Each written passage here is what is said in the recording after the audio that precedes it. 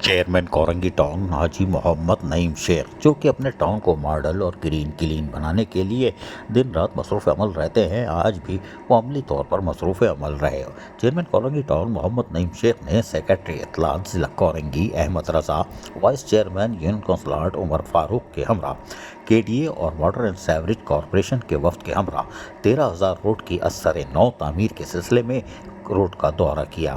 تمام یوسیز میں بلا تفریق عوامی خدمت کے ترقیاتی کام کروا رہے ہیں، لیکن ہماری کوشش ہے کہ ہم دن رات عوام میں موجود بھی رہیں اور پیپلز پارٹی کے نمائندے اختیارات کا رونا نہیں رو رہے بلکہ عوامی مسائل حل کر رہے ہیں۔ یہ بات نعیم شیخ نے وہاں موجود لوگوں کو بتائی۔ ان کا کہنا تھا کہ عوامی خدمت ہی ہمارا نصب العین ہے اور عوامی خدمت اس طرح جاری رہے گی جس طرح آپ دیکھ رہے ہیں۔ جلد کورنگی ٹاؤن کی عوام کو درپیش تمام بلدیاتی مسائل حل کر کے دیں گے۔ ان خیالات کا اظہار احمد رضا نے بھی موقع پر کہہ دیا۔